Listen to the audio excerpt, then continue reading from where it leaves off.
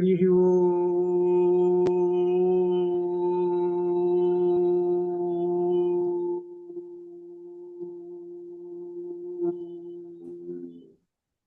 गुरुब्रह्मा गुरुर्विष्णु गुरुर्देवो महेश्वरः गुरुः साक्षात् परं ब्रह्म तस्मै श्रीगुरवे नमः। ज्ञानानन्दमयं देवो निर्मलस्फटिकाकृतिमाधारं सर्वविद्यानां हयग्रीवमुपास्महे। श्रुतिस्मृतिपुराणानामालयं करुणालयं नमामि भगवत्पादं शङ्करं लोकशङ्करम्। वरदिन्दु विकासमन्दहासा स्फुरदिन्दीवरलोचनाभिरामाम् अरविन्दसमानसुन्दरास्याम् अरविन्दासनसुन्दरीम् उपासे।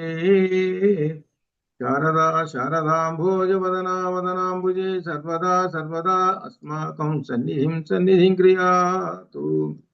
अरुणां करुणातरङ्गिताक्षीं धृतवासाङ्कुशपुष्पबाणचापाम् अणिमादिभिरावृतां मयूखैः अहमित्येव विभावये भवानी। सिन्दूरारुणविग्रहां त्रिनयनां माणिक्यमौलिस्फुरत् तारानायकशेखरां स्मितमुखी मापीनवक्षोरुहां पाणिभ्यावलिपूर्णरत्नचषकं रक्तोत्पलं बिभ्रतीं सौम्यां रत्नघटस्थरक्तचरणां ध्यायेत् परामम्बिकां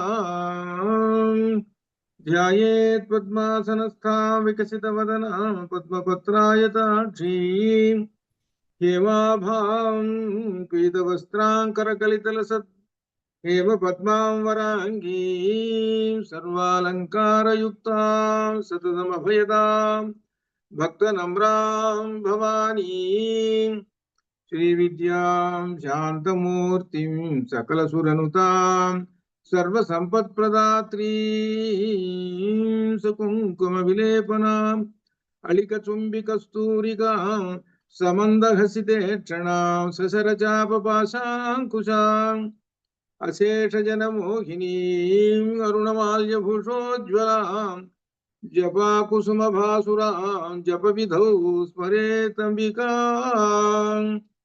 विमलपटी कमलकुटी पुस्तकरुद्राक्षसस्तहस्तपुटी कामाक्षी पक्ष्मलाक्षी कलितविपञ्ची विभासि वैरिञ्ची।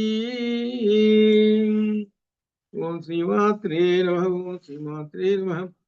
లలితా రహస్యనామములలో సూక్ష్మతమము, ఈ మంత్రములలో సూక్ష్మము, సూక్ష్మతరము, సూక్ష్మతమము అని 3 విధాలు ఉన్నాయి.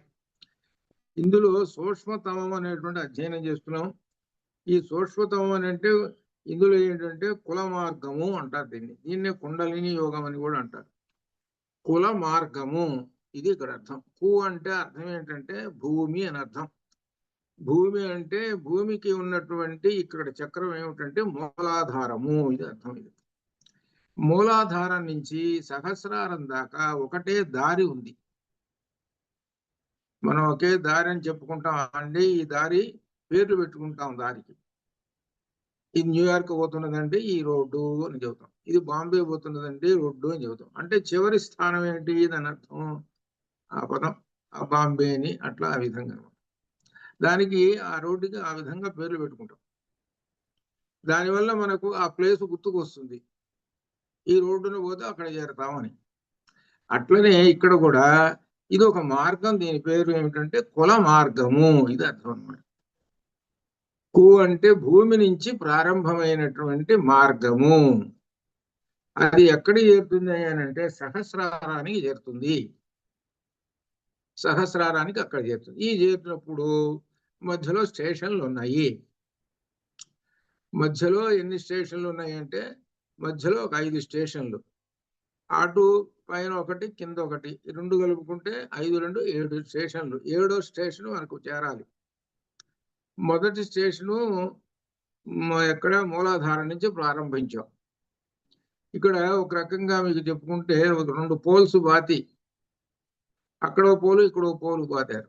మధ్యలో ఖోఖో ఆడుతుంటారు చూడండి, మధ్యలో సీట్లో కూర్చుంటారు పిల్లలు. అట్లా అంటే మధ్య ప్లేసులు అవి. ఈ ప్లేసులన్నీ దాటి వాటి చివరికి ఆ స్తంభం పట్టుకుని మళ్ళీ తిరిగి వస్తుంటారు చూడండి. ఒక కో అనే ఆట ఆడ చూడండి ఎట్లా ఉంటుంది. ఆ సౌండ్ గిర్ర తిరిగి వస్తాడు, మళ్ళీ ఇటు గిర్ర తిరిగి వస్తాడు. ఇదే దీనిలో ఉండే కుల మార్గంలో. పైకి పోతాడు, ఎక్కడికి? సహస్రారానికి పోతాడు. సహస్రారానికి పోయి మళ్ళీ కిందకు వస్తాడు, కింద నుంచి మళ్ళీ ఎగుతుంటాడు. ఇది కుల మార్గం. ఈ కుల మార్గంలో అమ్మవారిని దర్శించుకోవటము ఇది అర్థం అనమాట. ఇది ఏ విధంగా ఏమిటనేటువంటి చెప్పుకుంటూ వస్తున్నాడు ఇక్కడ. దీనిలో కులామృతైక రసిక అనేటువంటి చెప్పుకున్నాం. అంటే ఏమిటనమాట? ప్రాణవాయువుని బంధించి పూరకరేచక కుంభకముల ద్వారా లోపల ఉన్నటువంటి కుండలిని జాగృతం చేసేస్తే అప్పుడు సుషుమ్న అనేటువంటి నాడి, అంటే సుషుమ్న అనేటువంటి పాము, సర్పం, అది పైకి వచ్చేసేస్తుంది. అది పైకి వచ్చేసినప్పుడు ఏమిటంటే మధ్యలో ఉన్నటువంటి స్టేషన్లు ఉన్నాయి, చక్రాలు. ఈ చక్రాలను భేదించుకొని వచ్చేసేస్తుంది. భేదించుకొని ఎక్కడ? సహస్రారానికి వచ్చేసేసి సహస్రారంలో ఉన్న చంద్రమండలంలో ఉన్నటువంటి ఆ చంద్రుడిని నొక్కేసేస్తుంది. ఆ చంద్రుడు ఘనీభవించినటువంటి ఆ చంద్రుడు ద్రవీభవించి అక్కడి నుంచి అమృత ధారలు ఈ శరీరం అంతా 70,000 నాడులలో ప్రవహించి ఇది అమృతమయమవుతుంది. ఇది అర్థం. ఇదే అమృతం దాగటం అంటే ఇది అర్థం. మన కథ ఏం చెబుతారంటే, దేవతలు రాక్షసులు ఉన్నారండి, వాళ్ళు పాల సముద్రం ఉందండి, ఆ పాల సముద్రంలో వచ్చి మందర పర్వతం వారేశారండి, ఇట్లా చేసి ఓ కథ చెప్పుకుంటూ వస్తారు. నిజంగా పాల సముద్రం మేము చిన్నప్పుడు అనుకునేవాళ్ళం, పాల సముద్రం అమ్మో ఎన్ని లీటర్లు తెచ్చుకునేవాళ్ళమో కదా అని. ఈ కథలు చెబుతుంటే పాల సముద్రం ఎన్ని లీటర్లు ఉంటాయో కదా, మరి అక్కడి నుంచి మందర పర్వతం కవం అన్నారు, ఈ మందర పర్వతం ఎక్కడుందా భూమి మీద, ఇవన్నీ చూసుకుంటే ఎక్కడే ఏం లేవు, ఇవన్నీ ఎక్కడే ఏం లేవు. ఏమిటంటే అసలు అర్థం ఏమిటంటే, మన శిరస్సు పైన కపాలం ఉంది, ఆ కపాలం లోపల ఉన్నటువంటి మెదడు ఉన్నది, అది తెల్లగా ఉంటుంది, వైట్, ఫుల్ వైట్. అదే పాల సముద్రం. ఈ పాల సముద్రాన్ని మరి కవ్వం కావాలి కదా, అక్కడ మందర పర్వతం ఉన్నాడు కదా, ఆ మందర పర్వతం కావాలి కదా. ఆ మందర పర్వతం ఏదేనంటే మందర పర్వతం అనేటువంటిది ఈ కవ్వమే. అంటే ఇప్పుడు అనమాట, మనం పాలం చిలకాలంటే కవ్వం పెట్టి చిలుకుతాం కదా, అప్పుడు వెన్నపూస వస్తుంటుంది. అట్లనే ఇక్కడ కవ్వం ఏదంటే వెన్నుపూస, అది అర్థం. మీరు సరిగ్గా జాగ్రత్తగా ఆలోచించుకుంటే మీకే కనబడుతుంటుంది. ఆ కపాలం అనేటువంటి దాన్ని ఇలా ఉండదు, ఇది ఈ వెన్నుపూస అనేటువంటిది దండం, ఏదంటే ఈ కవ్వం అనమాట, అది అర్థం. ఈ కవ్వంతో చిలకటువంటి అర్థం ఏంటి? దీనిలో కవ్వంలో ఉండేటువంటి 3 తాళ్ళు ఉంటాయి. ఈ 3 తాళ్ళు ఉన్నాయి. ఈ 3 తాళ్ళని బట్టి లాగి లాగి ఇదండి చేస్తే అంటే ఏమిటి? అటు ఇటు 2 నాడులు, మధ్యలో సుషుమ్నా నడి వేసి చిలికేసేస్తే అప్పుడు ఏమవుతుంది అనమాట? ఈ అమృత ధారలు పడతాయి. అదే దీనిలో చెప్పేది. అది పాల సముద్రం చిలకటం అంటే అది అమృత ధారలు. అది ఎవరు పొందుతారు అంటే మహర్షులు పొందుతారు. వాళ్ళు అంటే ఎవరు? అగస్త్యాది మహర్షులు అలా పొందినటువంటి వాళ్ళు కాబట్టి వాళ్ళ యొక్క శక్తి గొప్పది. అది ఇది అసలు ఏది అనమాట? ఈ పాల సముద్రం చిలకటం అంటే అది అర్థం. ఇలా చెబితే మామూలు మనుషులకు చెబితే ఎవరికి అర్థం కాదు. అందుకని కథను కనుక పెట్టేసేస్తే అప్పుడు దేవతలు రాక్షసులు ఎక్కడున్నారు? ఎక్కడో లేరు, మనలోనే ఉన్నారు దేవతలు రాక్షసులు. రాక్షసులు అనేటువంటి వాళ్ళు ఏం చేస్తుంటారంటే వాళ్ళు శక్తి ఎక్కువ, వాళ్ళకి బలం. అట్లా దేవతలకేమో నాజూకుగా ఉంటారు, వీళ్ళేమో కొత్త ఇదిగా ఉంటారు. అంటే మనం చేసే పనులలో కూడా అట్లా ఉంటాయి. మీకు ఐం క్లీం సౌహు చెప్పాను చూశారు, దానిలో ఏమిటంటే ఐం అనేటువంటిదేమో సరస్వతి మాత అంటే జ్ఞానశక్తి, క్లీం అనేటువంటి లక్ష్మీమాత, సౌహ అనేటువంటి శక్తి మాత. ఇక్కడ ముగ్గురు 3 పనులు చేస్తారు. అక్కడ పైన సరస్వతి మాత జ్ఞానం ఇస్తుంటుంది, జ్ఞానం వల్ల నీకు అంత డ్రైవింగ్ అంత చేతం, ఎలా నడుపుకోవాలని డ్రైవింగ్ చేతం. ఆ నడుపుకునే విధానం ఏమో లక్ష్మీ శక్తిలో ఉంటుంది, అదంతా మిషన్. కారు చూశారు, కారులో ఏంటంటే అసలు ఇంజిన్ లోపల ఉంటుంది, ఆ ఇంజిన్ అనేటువంటిది ఉంటుంది అనమాట. ఇంజన్ ఇంజన్ అంతా లేదనుకోండి, కార్లు బయట 4 చక్రాలు కనబడుతున్నాయి, అన్నీ ఉన్నాయి, చూడటానికి దూరానికి చూడటానికి ఏంటంటే కారే, కానీ నడవదు ఏంటండి? అసలు ఏది దానిలో ఇంజను? ఆ ఇంజనే క్లీం శక్తి. ఆ క్లీం శక్తి తర్వాత అంత అయిన తర్వాత ఇదంతా నడవాలండి, పెట్రోల్ పోయాలి, ఎవరి పెట్రోల్ పోయండి, శక్తి అనమాట ఇది. అట్లనే మన శరీరానికి ఏంటంటే జ్ఞానం ఇచ్చేటువంటిది ఐం బీజం, క్లీం బీజమేమో ఈ ఇంజిన్ అంతా ఈ శరీరం పై భాగం కింద భాగం నడవడానికి తగిన శక్తి పంపిస్తుంటుంది, పైకి కిందకి. అంటే ఐం బీజానికి సౌహ బీజానికి ఇంత పంపిస్తుంటే సౌహ బీజం ఏం చేస్తుందంటే అది కఠినంగా బరువులు మోయటంలో, అంటే ఇక్కడ అర్థం ఏంటో తెలిసిన, త్రిగుణములలో మూడోది అయినటువంటి తమోగుణం. ఈ తమోగుణం ఏం చేస్తుంది అంటే బరువులు వేయాలన్న శక్తిని అంతా ఇస్తుంది మన శరీరానికి. ఆ శక్తి అమ్మవారు ఏంటంటే బలాన్ని ఇస్తుంటుంది, అంటే శారీరకమైన బలాన్ని ఇస్తుంటుంది. అంటే ఎముకలలో బలం, అలానే రక్తంలో బలం, ఈ శరీరం అంతానికి బలం ఇచ్చేటువంటి సౌబీజం ఇస్తుంటుంది. ముగ్గురు మూడు పనులు చేస్తుంటారు. ఇది దీనిలో ఉన్నటువంటిది, ఐం క్లీం సౌహ్లో ఉన్నటువంటిది. ముగ్గురు మూడు పనులు చేస్తుంటారు. ఈ మూడు పనులు చేయటం వలన ఈ బండి నడుస్తున్నది, రథం. ఈ శరీరం అనేటువంటి రథం నడుస్తున్నది. ఈ శరీరం అనే రథం నడిచి చివరికి దీని యొక్క గమ్యస్థానం ఏమిటి? ఈ మూడు శక్తులు ఇస్తున్నాను. అటు జ్ఞానశక్తి ఇస్తున్నాను, ఇటేమో ఎముకల్లో శక్తి నడవటానికి, అంటే చేయటానికి, అంటే కర్మ చేయటానికి శక్తి ఇస్తున్నాను. లోపల ఉన్నటువంటి క్లీం బీజమేమో సమస్తం అన్ని తీసుకొచ్చి పెట్టేస్తున్నది, కావాల్సిన పదార్థాలన్నీ తీసుకొచ్చి పెట్టి నీకు పంపిస్తున్నది. అంటే లక్ష్మీదేవి. మరి ఏమైనా కర్మ చేయాలంటే మరి ఉండాలి కదా, మరి ఏమైనా సంపద ఉండాలి కదా. అది కాబట్టి ముగ్గురు మూడు పనులు చేస్తున్నారు. మూడు పనులు చేయటం వలన అప్పుడు నీ యొక్క లక్ష్యం ఎక్కడ ఉండాలి అంటే పరమపదము, అనగా భగవత్ సాక్షాత్కారము. ఇది అర్థం. కాబట్టి భగవత్ సాక్షాత్కారానికి ఈ మూడు శక్తులు ఇలా ఉపయోగపడుతుంటాయి. అదే బాలామంత్రంలో ఉన్న లక్ష్యం అది. అందుకని బాలామంత్రాన్ని నేను చెప్పాను కదా, టకా అట్లా ఉపాసించవాకండి. దీనికి విధానాలు వేరే ఉంటాయి. కొంతమంది తెలియక చెప్పాను అని చెప్పేస్తున్నట్టు ఇవ్వకండి. బాలామంత్రం ఉపదేశం తీసుకొని ఇంకా ఉంటాయి దానికి సంబంధించిన విశేషాలు, గురువు చెప్తాడు. అది ఇట్లా ఉంటుంది అనమాట. అంటే ఏమిటనమాట, ఇలా ఉన్నటువంటి మన యొక్క శక్తి అంతా ఐం క్లీం సౌహ్ అనేటువంటి మూడు బీజాలలో ఉంటుంది. ఈ మూడు బీజాలను ఉపాసించడం బాలామంత్రం. ఇది ఒక ఏమిటనమాట, సూక్ష్మము అనమాట. అమ్మవారి యొక్క సూక్ష్మము, సూక్ష్మతరము, సూక్ష్మతమము అని ఉన్నది. సూక్ష్మతరము అనేటువంటిది ఏంటంటే ఇంకొంచెం లోపలికి వెళ్ళిపోతుంది, ఇంకా సూక్ష్మమైనటువంటిది. సూక్ష్మతమం అనేటువంటిది అసలు కనపడదు. ఏమిటి సూక్ష్మతమం అనేటువంటి దానిలో ప్రాణవాయువుని పీల్చుకొని పూరక రేచక కుంభముల ద్వారా, అంటే ఇక్కడే మంత్ర జపమే ఉండదు. సూక్ష్మతమంలో మంత్ర జపమే ఉండదు. అంటే ప్రాణవాయువుని పీల్చుకొని రేచక కుంభకముల ద్వారా లోపల ఉన్నటువంటి ఏంటి సుషుమ్నా నాడిని లేపాలి. సుషుమ్నా నాడిని లేపితే అప్పుడు ఆ చంద్రవణంలో ఉన్నటువంటి అమృత ధారలన్నీ కురుస్తాయి. ఇది సూక్ష్మతమము. దీన్ని కుల మార్గము అని అంటారు. ఇదంతా ఏమిటనంటే యోగులు పాటించేటువంటిది, ఇది అర్థం. ఇలా పొందినటువంటి వాడు జీవన్ముక్తి, ఇది అర్థం.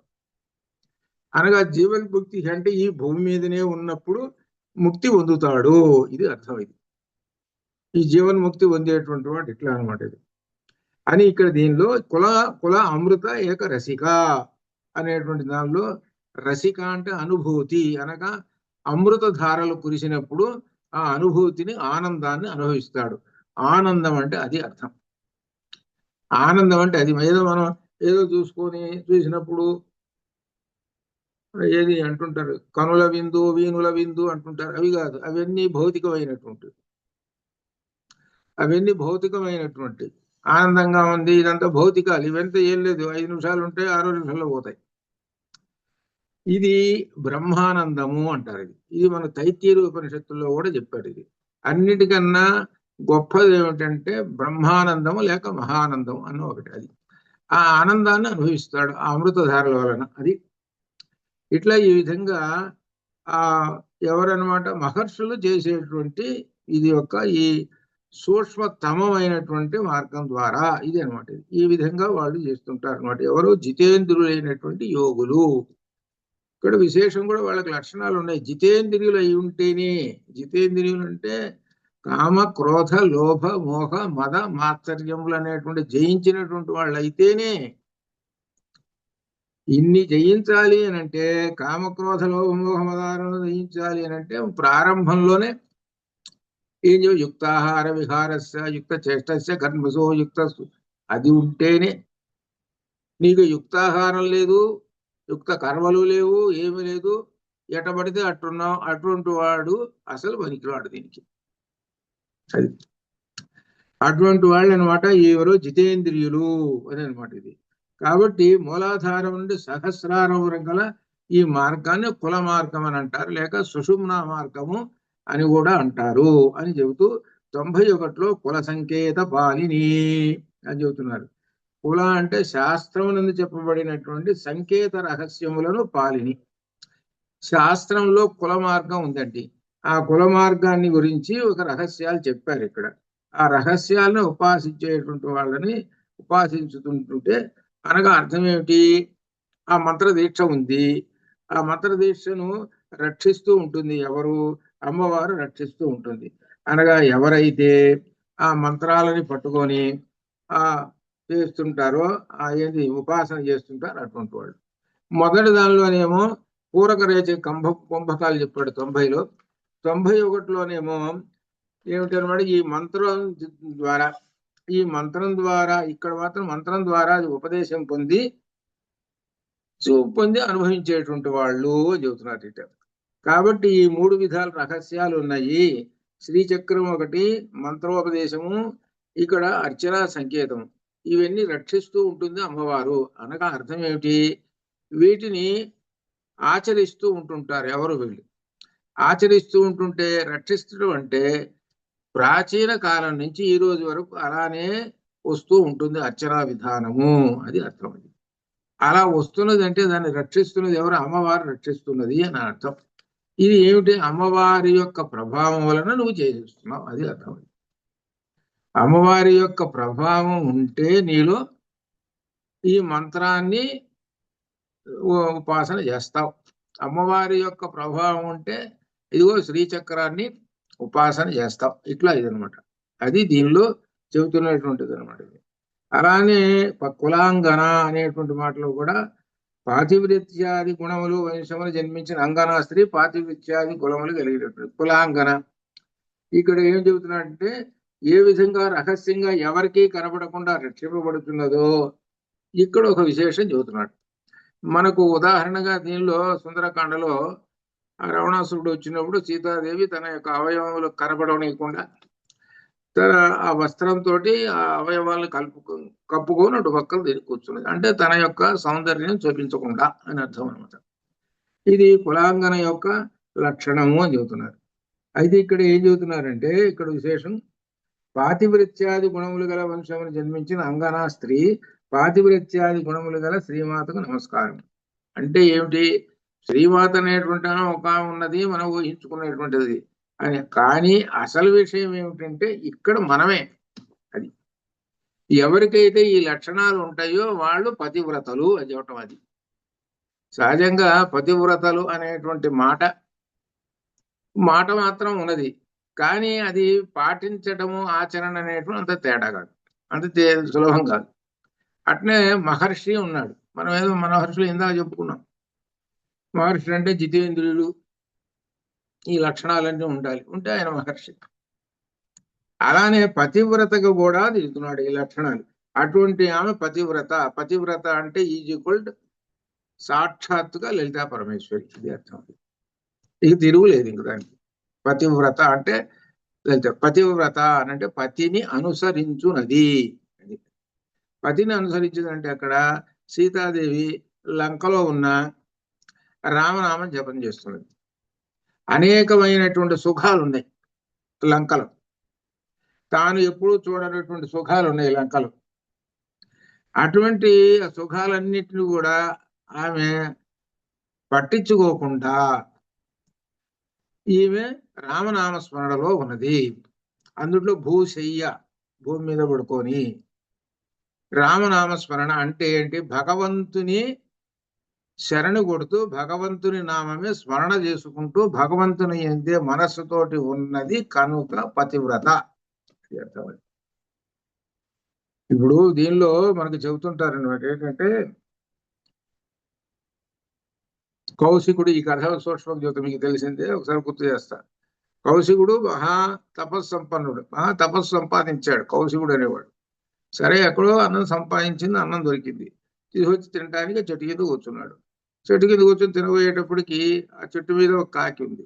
ఆ కాకి అది రెట్ట వేసింది. రెట్ట వేసేటప్పటికి అన్నంలో పడేది. పడేటప్పటికి వాడికి కోపం వచ్చింది. కోపం వచ్చేటప్పటికి ఈ కౌశికుడు ఆ కాకిని తన తపశక్తితో చూసేటప్పటికి కాకి బూడిదైపోయింది.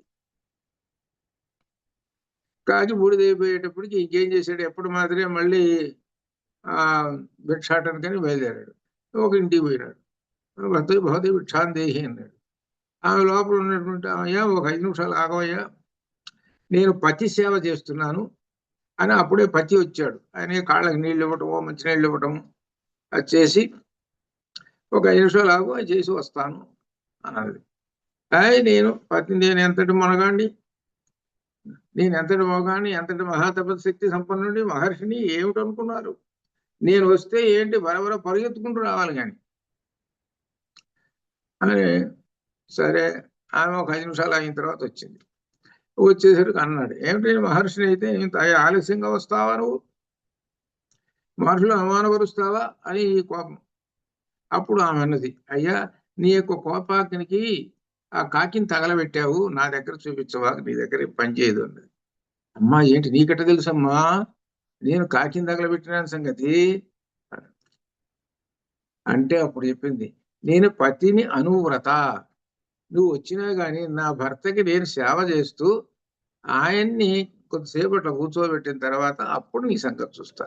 ఇక్కడ ఫస్ట్ ఇంపార్టెంట్ ఏమిటంటే పతి, అది అర్థం. ఫస్ట్ ఇంపార్టెంట్ అది అర్థం. అది అనే ఏమిటంటే పతివ్రతలు అనేటువంటి దానికి అది అర్థం అన్నమాట. అందుకని నీ సంగతి నాకు తెలిసిందిలే, నువ్వు కాకిని తగలబెట్టిన నన్ను ఏదో చూపిస్తున్నావు, నీ దగ్గర నా దగ్గర పప్పులే ఉడకాలి అన్నది. నీకట్ట తెలుసమ్మా అని అన్నాడు. నా యొక్క ధర్మం ఇదమ్మా అని ఆమె చెప్పింది. సరే ఏదో అన్నం పెడితే సరిపోయింది. అయిపోయిన తర్వాత ఏమంటారంటే, నీవు తెలుసుకోవాల్సిన ధర్మం ఉంది, ఇక్కడ ఊరు బయట ఎక్కడో ఒకటి ఉన్నది, ఆ ఊరు బయట ఒక ఇల్లు ఉంది, ఆ ఇంటి దగ్గర ఒకడు మాంసం అమ్ముతుంటుంటాడు, వాడి దగ్గర ఇవ్వు, వాడు నీకు జ్ఞానోపదేశం చేస్తాడు అని. ఏమిట్రా బాబోయ్, నేనేమో ఇంతటి వాడిని మాంసం వాడి దగ్గరికి పోవాల్సి వచ్చింది అని అనుకుంటాడు. సరే ఊరు బయట వెతుక్కుంటూ పోతున్నాడు. ఆ వెతుకునేటువంటి ఎక్కడో ఒక చోట మాంసం అమ్ముకుంటున్నాడు ఒకడు. అమ్ముకుంటూ వాడి పని వాడు చేస్తున్నాడు. ఏమండి మీరు మాంసం ఫలానా ఆమె పంపించిందండి అని అంటే ఆయన ఆహా ఆమె పంపించిందా, సరే నేనేనన్నాడు. నీ పేరు ఏంటంటే ధర్మవ్యాధుడు అన్నాడు. ఏమంటే పంపించిందండి. అట్టయితే నువ్వు ఒక 10 నిమిషాలు ఆగు, ఈ కార్యక్రమం అయిపోతుంది, అయిపోయిన తర్వాత అప్పుడు నీ సంగతి. సరే అయిపోయింది, ఆ అమ్మటం అయిపోయింది. అమ్మిన తర్వాత ఈ ధర్మవ్యాధుడు ఈ కౌశికుడిని తీసుకొని ఇంటికి తీసుకుపోయినాడు. ఇంటికి తీసుకుపోయి పోగానే ఏం చేశాడు, కుర్చీలో కూర్చోబెట్టేశాడు. కుర్చీలో కూర్చోబెట్టేసి వెంటనే ఒక 5 నిమిషాలు తల్లిదండ్రులకి మంచినీళ్ళు ఇచ్చి కాస్త సేవ తీసుకొని వచ్చి కూర్చున్నాడు. అప్పుడు ఆయన చెప్పాడు, ఆయన నువ్వు ఎంతటి శక్తి ఉన్నా అంతటి ఎక్కువ శక్తి సంపన్నుడు ఆయన. అప్పుడు చెప్పుకుంటూ వచ్చాడు, నా యొక్క ధర్మాన్ని నేను పాటిస్తున్నాను. వేద ధర్మం ఏం చెప్పింది అని అంటే మాతృదేవోభవ పితృదేవోభవ చేస్తున్నాను నేను, నా ధర్మాన్ని నేను చేస్తున్నాను, ఇది నా యొక్క గొప్పతనము అని నాకు తెలిసినటువంటి ఆ విధంగా జ్ఞానోపదేశం చేశాడు. అప్పుడు జ్ఞానోపదేశం చేసుకుంటే అప్పుడు ఈ కౌశికుడికి తాను సంపాదించినటువంటి తపశ్శక్తిని వృధా చేశాడే మొట్టమొదటి అజ్ఞాని. అజ్ఞానం అంటే ఏంటనమాట, తపస్సు వల్ల సంపాదించినటువంటి శక్తిని మొత్తాన్ని దేని మీద అంటే గడ్డి పరక మీద ఉపయోగించాడు. అది ఇట్లా ఈ విధంగా జ్ఞానోపదేశం అయిపోయిన తర్వాత అప్పుడు తెలుస్తుంది. అలానే ఇక్కడ ఏంటో ఒక శక్తిని సంపాదించండి ప్రతి స్త్రీకి అని చెబుతున్నారు. ఇది లలిత రహస్యశాస్త్రం వల్ల స్త్రీకి ఒక శక్తి వస్తుంది. ఈ శక్తి రావడానికి ఏంటంటే పతివ్రత. పతివ్రత అంటే పతిని అనుసరించుట అని అర్థం. పతిని అనుసరించుటని ఇక్కడ పతిని అనుసరించుట అనే దానిలో ఇక్కడ ఒక విశేషం ఒకటి ఉన్నది. వీళ్ళిద్దరు ఎవరు, స్త్రీ పురుషులు వీళ్ళిద్దరు ఎవరు అని అంటే శివశక్త్యా యుక్తో యది భవతి శక్త ప్రభవితుం, అది శివ శక్తి అన్నమాట వీళ్ళిద్దరు. దీనిలో శివ ఎవరు? ఇది మీరందరూ అనుకుంటారు శివ అంటే శివలింగం ఒకటి ఉంది, లేదా బొమ్మలు ఉంటాయి, శివుడు బొమ్మలు, త్రిశూలం పట్టుకున్న బొమ్మ ఆయన ఆయన అనుకుంటారు. త్రిశూలం పట్టుకున్నటువంటి ఆయన దేవుళ్ళు ఎంతసేపు గుర్తుకొస్తారు, ఇట్లా గుర్తుకొస్తారు. కానీ అది శివ అంటే అర్థం ఏమిటంటే జ్ఞాన సంపన్నుడు అయినటువంటి భర్త, అది అర్థం. శివ అంటే అది అర్థం. శివ అంటే జ్ఞాన సంపన్నుడైనటువంటి వాడు, శుభంకరుడు అనక భర్త ఏమో జ్ఞాన సంపన్నుడు ఒకటి. అటువంటి ఆయనని ఎవరు పట్టుకున్నారు అని అంటే శక్తి పట్టుకున్నది. శక్తి పట్టుకున్నది. శక్తి పట్టుకొని ఏం చేసింది అని అంటే ఈ జ్ఞాన సంపన్నుడైనటువంటి వాణి నుంచి తాను వంశాన్ని రక్షించింది. అంటే తనకు జన్మించినటువంటి కుమారుడు తండ్రి యొక్క జ్ఞాన సంపద, ఇతనికి శరీరమేమో నేనిస్తున్నాను, ఇది అర్థం. శరీరమేమో తల్లి ఇస్తున్నది, జ్ఞానమేమో తండ్రి ఇస్తున్నాడు. ఇది పతివ్రతకుండే లక్షణాలు, అది అర్థం. ఇదనమాట. ఇన్ని ఉన్నాయి. అంటే అర్థం ఏమిటి? పురుషుడు అనేటువంటి వాడు ఎల్లప్పుడూ కూడా వాడు జ్ఞాన సంపన్నుడు అయి ఉండాలి, ఇది అర్థం. ఇదే మనకి దేశంలో చాలా లోటైనటువంటి ప్రధానమైనటువంటి విషయం. ప్రాచీన కాలం నుంచి ప్రతి పురుషుడు ఎక్కువ మంది అంటే 199 మంది వాళ్ళందరూ కూడా అజ్ఞాన సంపన్నులు, అది అర్థం. అజ్ఞాన సంపన్నులు, జ్ఞాన సంపన్నులు కాదు, అజ్ఞాన సంపన్నులు. అజ్ఞాన సంపన్నుడు కాబట్టే వాడికి పుట్టినటువంటి వాళ్ళు ఈ సంతానం కూడా అజ్ఞాన సంపన్నులే, వాళ్ళే రాక్షసులు. అంటే కామక్రోధ లోభ మొహవాత్సర్యములన్నీ కూడా వాడికి బుర్రలో ఉన్నాయి అటు. ఎందుకంటే మీకు ఉదాహరణ కనుక చూసుకుంటుంటే కనబడుతుంటాయి. మీకు ఒక ఉదాహరణ చెబుతా. మీకు శంకర విజయంలో శంకరాచార్యుల వారి తండ్రి శివ ఆయన పేరు. ఆయన శంకరాచార్యుల వారి తండ్రి ఎవరు అని అంటే శంకరాచార్యుల వారి తాత. ఇప్పుడు చెబుతున్నా, తాతను గురించి చెబుతున్నా. తాత మహాపండితుడు. తాత మహాపండితుడు. ఆ మహాపండితుడికి కుమారుడు జన్మించాడు. మళ్ళీ ఈయన పండితుడు ఎక్కడంటే గురువుల దగ్గర నేర్చుకున్నాడు. అంత జ్ఞాన సంపద అంతా సంపాదించుకున్నాడు. ఆయన కొడుకు శంకరాచార్య స్వామి. అంటే పరంపర ఎట్లా వస్తుందో చూడండి. తాత జ్ఞాన సంపన్నుడు, కొడుకు జ్ఞాన సంపన్నుడు, మనవడు జ్ఞాన సంపన్నుడు. ఇది మన శంకర విజయంలో వస్తుంది అనమాట. తల్లి అట్లనే ఇక్కడ కూడా తల్లి కూడా ఏది శంకరాచార్య స్వామి వారి తల్లి కూడా ఆమె పతివ్రత అనువ్రత, దానిలో చెప్పుకుంటూ వస్తాడు. అట్లా అనమాట విశేషాలు. అట్లా అనమాట అది. అట్లనే ఇదే ప్యారలల్ గా బ్రహ్మదేవుడేమో మండన మిశ్రుడు అవుతాడు, సరస్వతి ఏమో ఉభయ భారతి అవుతుంది. వాళ్ళ సంగతి కూడా చెప్పుకుంటూ వస్తారు. అది ఏమిటంటే అవన్నీ చెప్పుకునేది ఏంటంటే పురుషుడు ఎల్లప్పుడూ కూడా జ్ఞాన సంపద అయినటువంటి వాడు ఉండాలి. అందుకని పురుషుడికి ఏం చూడాలంటే శృతి చూడాలి. శృతి అంటే అర్థం ఏమిటంటే చెవు, అదే అర్థం. అంటే వీడికి రెండో అర్థం శృతి అంటే జ్ఞానము, అంటే వేదం అంటే జ్ఞానము. వీడు ఏమన్నా జ్ఞాన సంపన్నుడు అవునా కాదా అనేటువంటి చూడాలి. అది వీడికి జీతం ఎంత వస్తుంది, ప్రస్తుత కాలంలో వీడు అమెరికా పోతాడా లేదా, ఇటువంటివి అనేకమైనటువంటి కోరికలు ఉన్నాయి. ఇవన్నీ ఇప్పుడు చూస్తున్నటువంటి వాళ్ళు అదే అలవాటు పిల్లలకి వస్తుంది.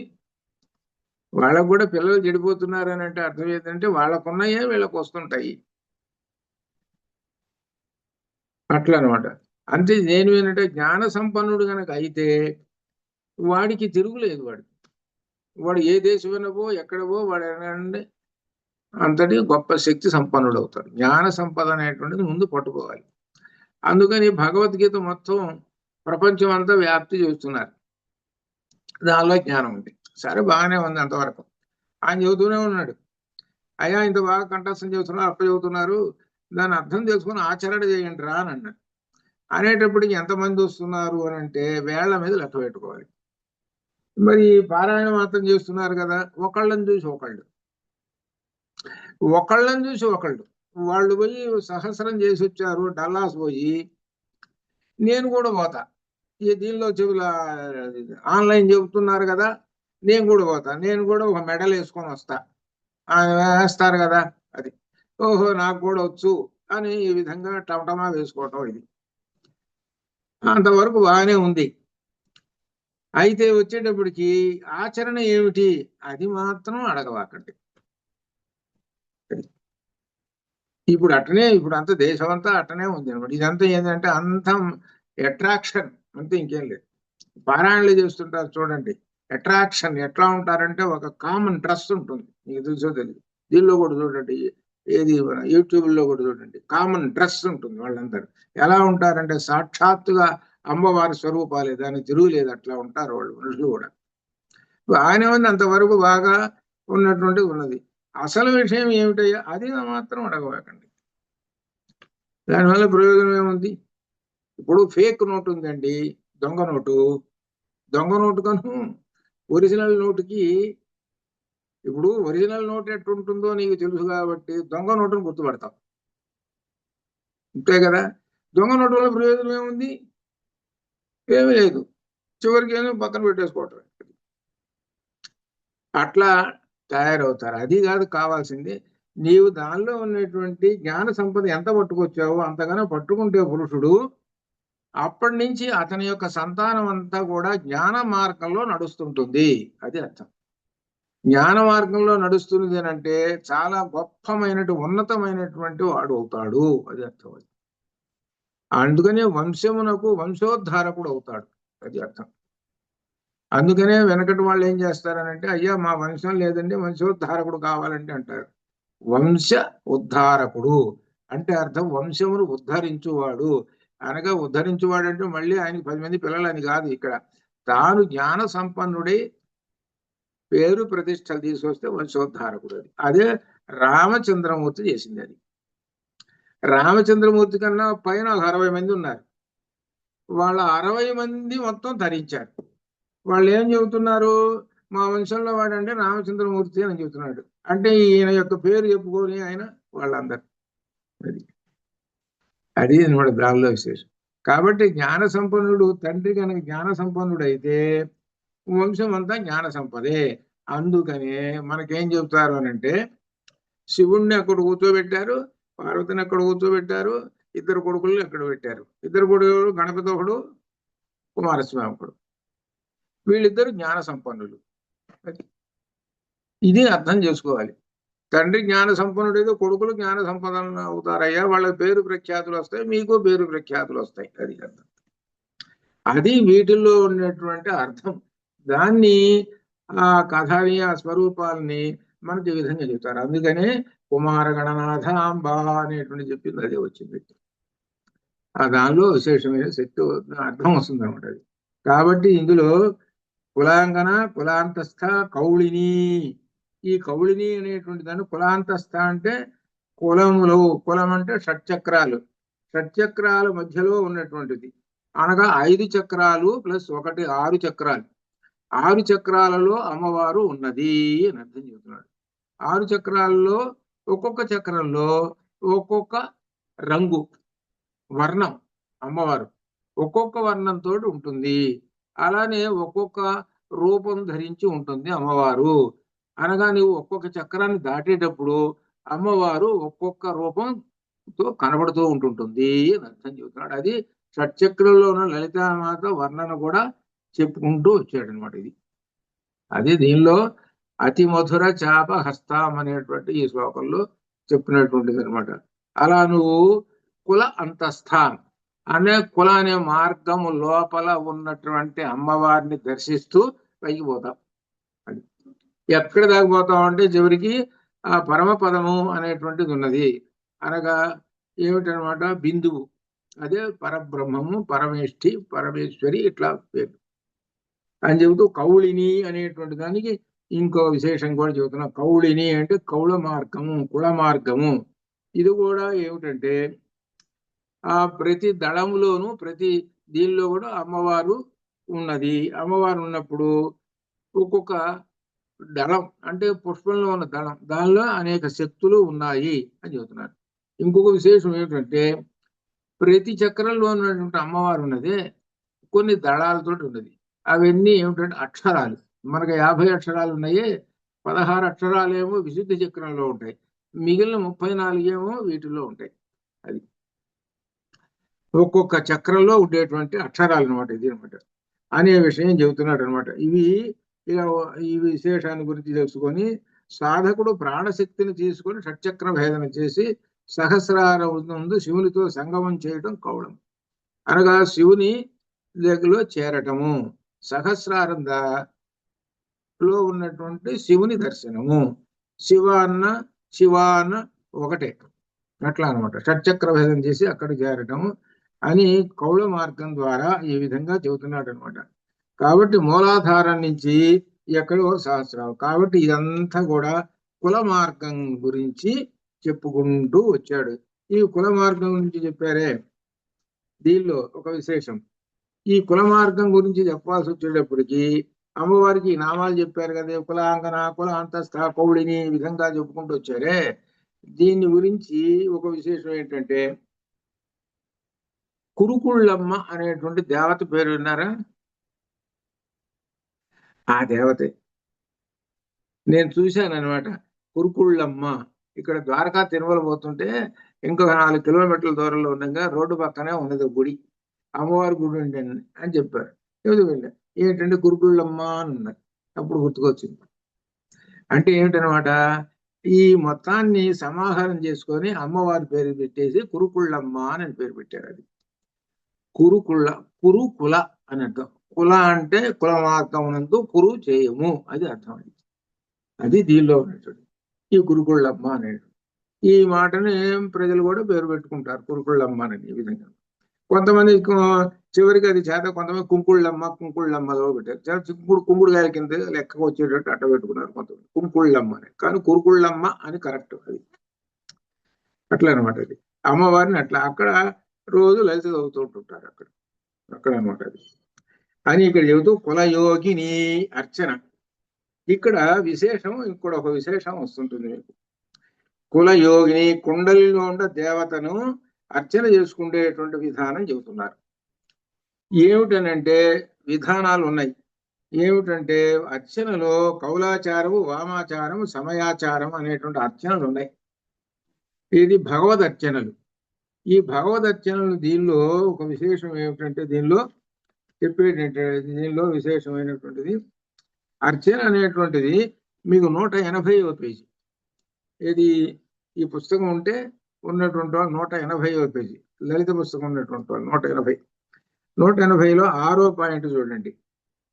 180లో 6వ పాయింట్ అర్చన కాలే రూపగత, సంస్థితి కాలే శబ్దగత, చింతన కాలే ప్రాణగత, తత్వ విచారే సర్వగత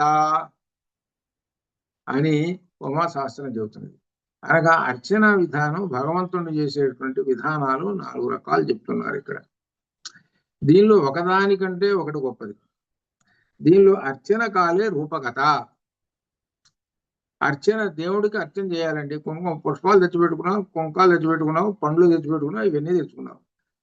ఇది తెచ్చిపెట్టుకొని ఏం చేస్తున్నావు అని అంటే ఆ రూపానికి ఆ పుష్పాలు వేస్తూ మంత్రం చదువుతున్నావు. ఇది అర్చన కాలే అనగా రూపాన్ని అర్చన చేసేదాన్ని అర్చన కాలే. రూపాన్ని చేయటం దాన్ని అర్చన అంటారు. అది అర్థం.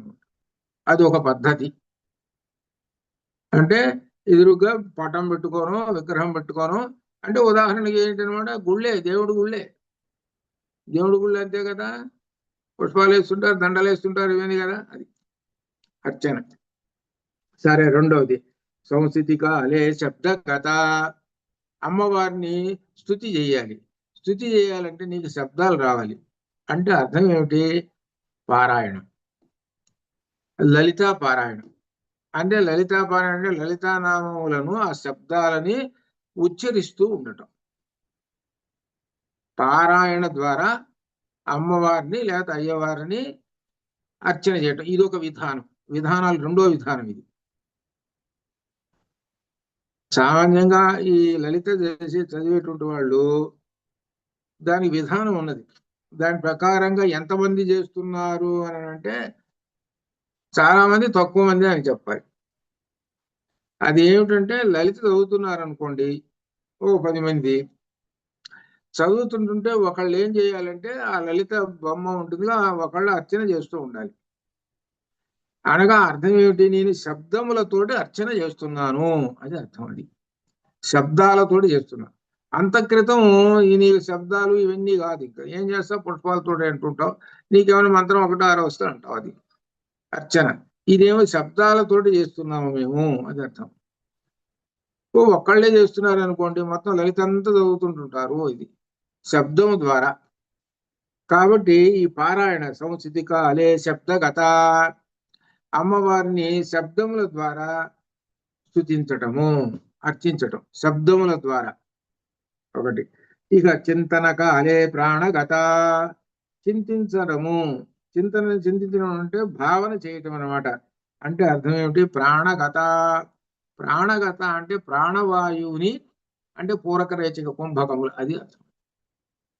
దాని ద్వారా ఇప్పుడు ప్రాణం ద్వారా అసలు అర్థం ఏమిటంటే ప్రాణాన్ని లోపలికి పంపించేసేసి, ప్రాణాన్ని అంటే ఆక్సిజన్ ఉంది కదా, ఆ పూరక రేచక కుంభకం చేసి ఆ మనస్సులో ఆ మంత్రాన్ని జపించాలి. అది అసలు లెక్క.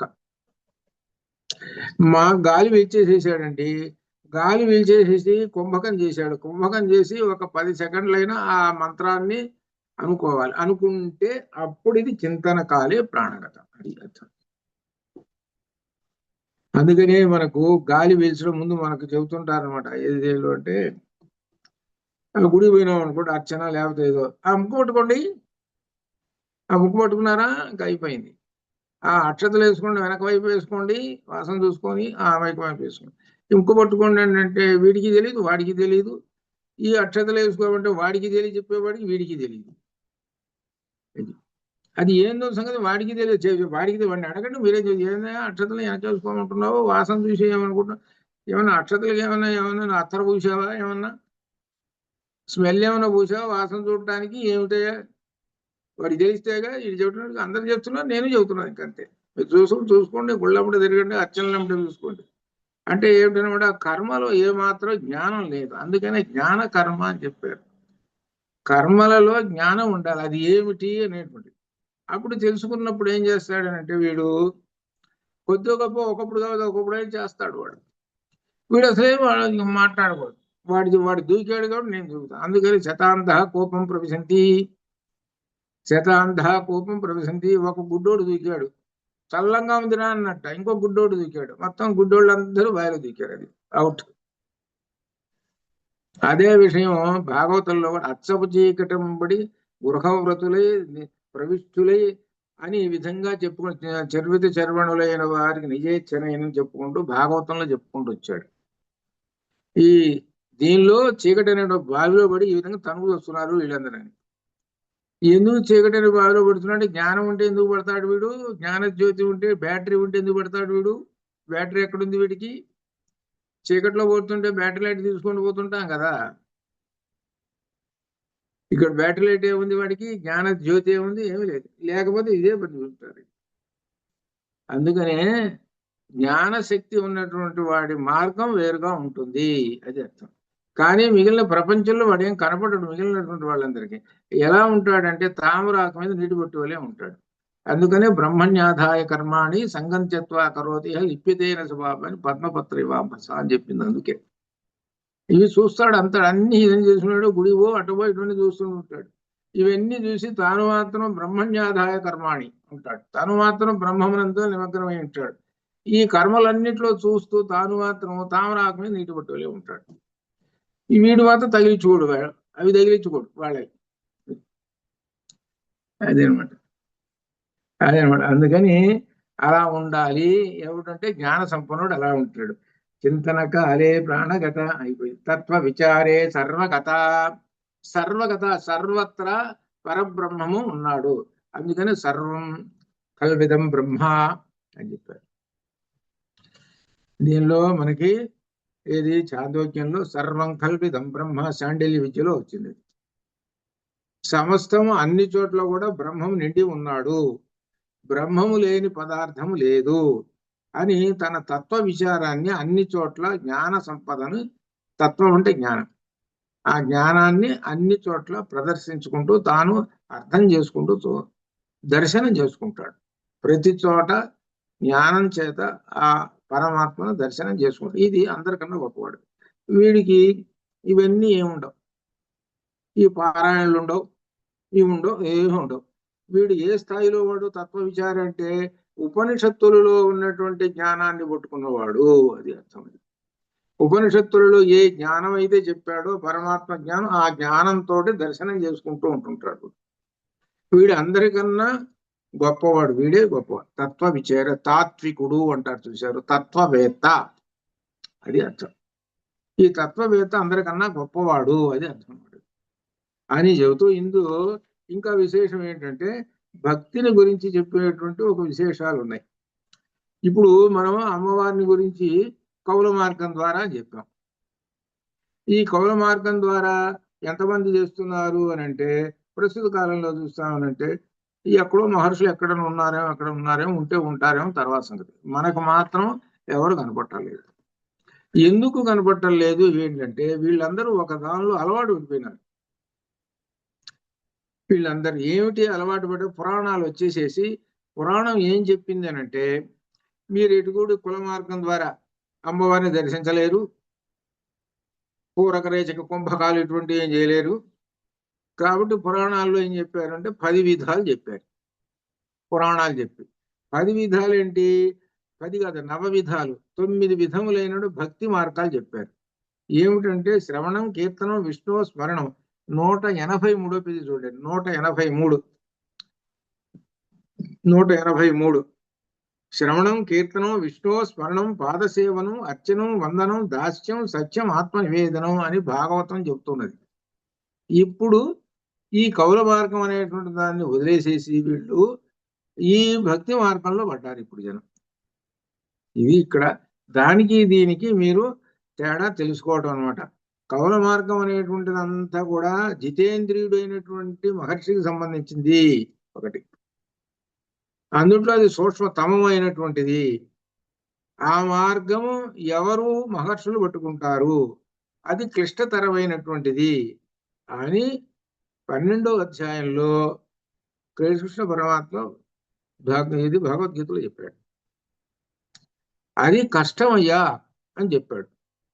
మీకు కావాల్సింది ఏమిటయ్యానంటే ఇదిగో ఇది ఏమిటి, రూపాన్ని చూసి ఈ విధంగా 9 విధములుగా భక్తితోటి ఆ పరమాత్మని. గురుగారు అది 183వ పేజీలో లేదు గురుగారు, వేరే పేజీ. కొంచెం పేజీలు అటు ఇటు కొంచెం మార్పు. భక్తి ప్రియ 118వ నామం వెతకండి, 118వ నామం వెతకండి, నామం బట్టి పట్టుకోండి. 118వ నామం, నామం బట్టి పట్టుకోండి. 118 కనపడింది. 118వ నామంలో ఉన్నది శ్రవణం, కీర్తనం, విష్ణు స్మరణం, పాద సేవనం, అర్చనం, వందనం, దాస్యం, సఖ్యం, ఆత్మ నివేదనం అని చెప్పారు. అది దీనిలో వరుసగా శ్రవణము, కీర్తనం ఇట్లా ఒక్కొక్క దానికి ఒక్కొక్కళ్ళు చెప్పారు.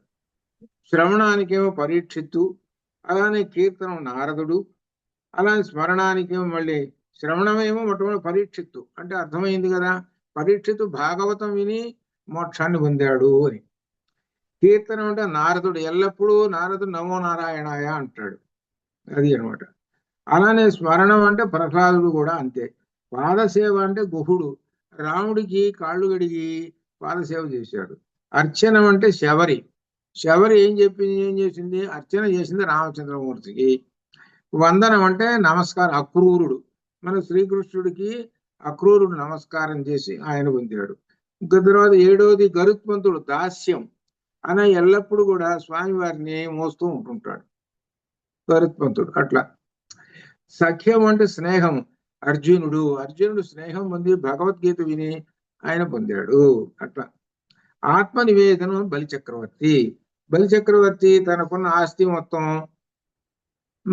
భగవంతుడు సమర్పించేసి పొందాడు. ఇవి మన కలియుగంలో ఉన్నటువంటి ఈ విధానాలు అని చెప్పాడు. కాబట్టి ఇవి మీకు చేయగలుగుతారు, ఇవి చేయండి అని భగవద్గీతలో చెప్పాడు. ఎవరికి ఏది చేయడం వీలు ఉంటుందో వాళ్ళు చేస్తుంటారు ఇది. కాబట్టి 2 విధాలైనటువంటి మార్గాల్ని మనం తెలుసుకున్నాం. కుల మార్గం తెలుసుకున్నాము. కుల మార్గం అంటే కేవలం షట్చక్ర భేదన చేసి సహస్రారంలో ఉన్నటువంటి అమ్మవారిని దర్శనం చేసుకోవటము, ఇది కుల మార్గము. అదే కులయోగిని అని అర్చనను గురించి చెప్పుకుంటూ వచ్చినది. దీనిలో ఏమిటనంటే ఈ అర్చనల్లో రకాలు ఉన్నాయి. మళ్ళీ మనం చేసే అర్చన ఏమిటంటే అమ్మవారిని దాన్ని ఏమంటాం, సమయాచారము అంటాం. మన ఇంట్లో అమ్మవారిని పూజ చేస్తాం పుష్పాలతోటి పూజ చేసుకుంటూ మంత్రాలు చెప్పుకుంటూ ఉంటాం. దాన్ని సమయాచారము అంటారు. ఈ సమయాచారం అనేటువంటి వైదిక విధానం, వేద సంబంధమైనటువంటి మనం చేసేటువంటి దాన్ని. ఇకపోతే మిగిలిన 2 ఉన్నాయి. ఏమిటంటే వామాచారము, కౌలాచారము అనేటువంటి 2 విధాలు ఉన్నాయి. దీనిలో ఏమిటనంటే దీనిలో శ్రీచక్రాన్ని ఆరాధించటం అనేటువంటిది కౌలాచారము అని అర్థం అనమాట. కౌలాచారం అంటే శ్రీచక్రంలో ఉన్న కుల మార్గం ఉన్నది కదా, అంటే అర్థం ఏమిటి, కింద నుంచి ఏది అనమాట, మూలాధారం నుంచి మొత్తం అక్కడ దాకా ఉన్నటువంటి వివిధ దేవతలందరూ ఉంటారు ఎక్కడ శ్రీచక్రంలో. అదే ఖడ్గమాల. అది దాన్నే ఖడ్గమాల అంటారు. ఖడ్గమాల అంటే అర్థం ఏమిటంటే శక్తిమాల, అసలు అనాల్సిందే అది శక్తిమాల. అందుకని నేను అక్కడ బ్రాకెట్లో శక్తిమాల అని రాశా. అనగా వివిధ శక్తులు ఉన్నారు, ఒక్కొక్క చక్రంలో వివిధ శక్తులు ఉన్నారు. ఆ శక్తుల్ని ఆరాధించటము అది అర్థం. అనగా శ్రీచక్రాన్ని ఆరాధించేటువంటి వాళ్ళని కౌల మార్గము అంటారు. కేవలం అమ్మవారి బొమ్మ పెట్టుకొని మంత్రాలు పుష్పాలతోటి ఏదో లలితో ఏవో చదువుకుంటూ చేస్తుంటారే, అది మాత్రం కేవలం సమయాచారము, ఇది అర్థం. 2 వచ్చినాయి ఇప్పటికి. ఇక 3వది వామాచారం. ఇదే భయంకరమైనటువంటిది. ఈ వామాచారం అనేటువంటిది ఏమిటంటే ఇది హింసతోటి కూడుకున్నది. పంచమకారాలు ఉంటాయి దీనికి. పంచమకారాలు ఇవి ఎవరు చేస్తుంటారంటే వివిధ శక్తులు పొందేటువంటి వాళ్ళు. అంటే శక్తులు పొంది వాళ్ళు ఏదో కార్యక్రమం ఏదో చేయాలి, ఏదో చేయించాలి. దీనికి ఉదాహరణ ఎవరంటే సుందరకాండలో ఇంద్రజిత్తు రావణాసురుడు. అక్కడ చెప్పే సుందరకాండలో నికుంభిళ అనేటువంటి ఒక దేవత ఉన్నది, అక్కడ బలులు ఇస్తారు అని చెప్పాడు. అక్కడ వివిధ శక్తులు పొందుతారు. ఈ వామాచారంలోనే దశ శక్తులు కూడా ఉన్నాయి, దశ మహావిద్యలు అని ఉన్నాయి. దానిలో చిన్నమస్త అనేటువంటిది ఉంది. నరుక్కుంటుంది అమ్మవారి తలకాయ. అమ్మవారి తలకాయ నరుక్కుంటుంది. నరుక్కొని ఆ లోపల అమృతం వీడి మీద పడుతుంది. వీడు పెద్ద ఇదైపోతాడు. అంటే అర్థమైంది వీడు చావడు, బాణాలకు కానీ వీడి అసలు చావన కూడా చావడు. అదే చండీ సప్తశతి. చండీ సప్తశతిలో ఆ రాక్షసులు ఉన్నారే వాళ్ళే. అనేది ఏమిటంటే దశమహావిద్యలు అనేటన్ని కూడా అన్ని ఎక్కువగా అన్ని వామాచారంతో ఉంటాయి శక్తులు. అట్టనే ఇప్పుడు కూడా మన దేశంలో కూడా అదేది కామాఖ్య, అది వామాచారం. ఇంకా చాలా ఉన్నాయి వామాచారాలు ఉన్నటువంటి శక్తులు అనమాట. అక్కడ ఏంటంటే వివిధమైనటువంటి వాళ్ళు ఏం చేస్తుంటారంటే ఈ శక్తులు బలిస్తుంటారు. ముఖ్యంగా పశువులు బలిస్తుంటారు అక్కడ అనమాట. కొన్ని చోట్ల కూడా విన్నానమాట. ప్రాచీన కాలంలో ఎక్కువగా బలులు ఉన్నటువంటి శక్తి దేవతలు ఉన్నారు. అదే వామాచారం. ఆ వామాచారం. కాబట్టి ప్రస్తుత కాలంలో అవి తగ్గిపోయి మనకి సమయాచారంలోకి కౌలాచారంలోకి వచ్చినాయి. అవి ఇదనమాట. అని ఈ ఆచారాలు వివిధమైనటువంటివి కూడా దీనిలో చెప్పాడు అనమాట. ఇది అలానే వైదికంగా బ్రహ్మవేత్తలు ఆరాధించు మార్గమే సమయాచారము అని. అది అనమాట. అనగా అర్థం ఏంటి, ఆలయాల్లో ఉన్నదనుకో, అమ్మవారి గుడి అనుకోండి, అక్కడ ప్రస్తుతం ఏంటి వైదిక మంత్రాలు, లలిత రహస్యరావాలు, శ్రీ సూక్తాలు ఇటువంటివన్నీ పెట్టుకొని ఉన్నారే, అదంతా సమయాచారము. దీనినే యోగ మార్గము అని కూడా అంటారు. ఈ 3 ఆచారాలు శ్రీమాతకు సంబంధం ఉన్నది కనుక కులయోగిని అని ఈ విధంగా చెప్పుకుంటూ వస్తున్నారు అనమాట. ఇది ఆ తర్వాత మళ్ళీ ఇంకా అకుల అనేటువంటి దానిలో కూడా ఇంకా విశేషంగా చెప్పుకుంటూ సమయాచార తత్వాలతోటి పూర్తి అవుతుంది అనమాట ఈ కుల మార్గం. ఈ కుల మార్గంలో 2 ఉంటారు. ఒకళ్ళే ఉండరు అమ్మవారు, అయ్యవారు కూడా ఉంటారు. అమ్మవారు ఎక్కడ ఉంటుందో అయ్యవారు కూడా అక్కడే ఉంటారు. అదే సమయాంతస్థ అనేటువంటి దానిలో చెప్పారు. అలానే సమయాచార తత్పర అనేటువంటి దానిలో ఇప్పుడు కూడా మనం చెప్పుకున్నాం అనమాట. ఇది ఇక్కడ ఆ 6 చక్రాలు ఎక్కడెక్కడ ఉన్నాయో మన శరీరంలో, ఎక్కడ కింద నుంచి మూలాధారం నుంచి అది ఆ ఉన్న స్థానము, నాభి స్థానము, అలా స్థానాలు కూడా చివరిలో 98వ మంత్రంలో చెప్పుకుంటూ వచ్చారు. ఈ చక్రాలు ఎక్కడెక్కడ ఉన్నాయి, ఆ చక్రాలని ఆరాధించడము. ఈ చక్రాలను ఆరాధించడం అంటే ఒక్కొక్క చక్రానికి ఒక్కొక్క మంత్రం ఉన్నది, ఒక్కొక్క దేవత ఉన్నది. ఆ చక్రాన్ని ఆరాధిస్తే ఆ ఫలితాన్ని వస్తుంది అని ఉన్నది. అది ఆ చక్రాన్ని ఆరాధిస్తే ఆ ఫలితం వస్తుంది. అట్లా 6 చక్రాలుకి ప్రత్యేకంగా ఉన్నాయన్నమాట. ఇవి ఈ చక్రాలను ఆరాధించడానికి ఏమిటి అనేటువంటి మంత్రము అంటే, వీటన్నిటి కూడా మూల మంత్రం అయినటువంటిది బాలా మంత్రం. బాలా మంత్రం ప్రధానంగా అన్నిటికీ బేస్.